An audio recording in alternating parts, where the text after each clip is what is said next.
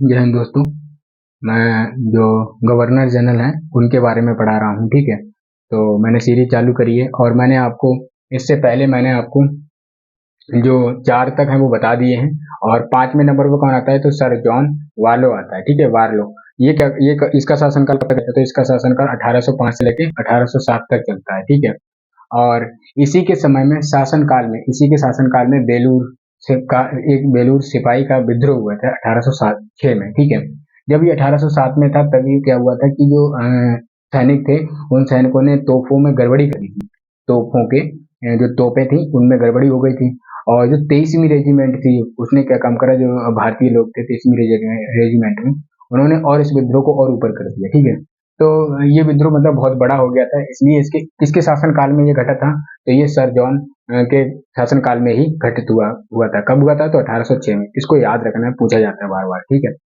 और इसके बाद छठे नंबर पर आते हैं लॉर्ड मिंटो। इनके शासनकाल के बाद इन लॉर्ड मिंटो का शासनकाल आता है 1807 से लेके और 1813 तक आता है, ठीक है। इनके समय में क्या क्या हुआ, तो इनके समय में अमृतसर की संधि हुई थी 1809 में। किसके बीच हुई थी, तो अंग्रेजों के बीच में और रंजीत सिंह के बीच में हुई थी, ठीक है। और इसमें जब संधि हुई थी तो संधि पर हस्ताक्षर किसने करे थे, तो चार्ल्स मेंटकाफ, ठीक है। काक ने इस पर हस्ताक्षर करे थे। कौन सी संधि पर, अमृतसर की संधि पर करे थे। किसके बीच में हुई थी, तो अंग्रेजों और रंजीत सिंह के बीच में हुई थी। कब हुई थी, तो ये 1809 में। किसके समय में हुई थी, तो लॉर्ड मिंटो के समय में हुई थी, ठीक है। तो इस बात को भी आपको याद रखना है। अगला पॉइंट इसी के अंतिम काल में, यानी कि लॉर्ड मिंटो के अंतिम काल में 1813 का चार्ट एक्ट आया, ठीक है। 1813 वाला चार्ट एक्ट क्या था, इसमें कह दिया कि ईसाई मिशनरियों को भी प्रचार प्रसार के लिए भेज दिया था। 1 लाख शिक्षा पर भी दिया था, ठीक है।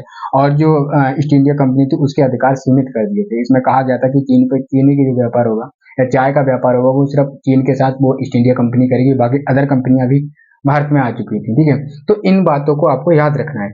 1813 वाला एक्ट है वो भी मैं आपको पढ़ाऊंगा, ठीक है। जितने भी एक्ट हैं वो सारे पढ़ाऊंगा।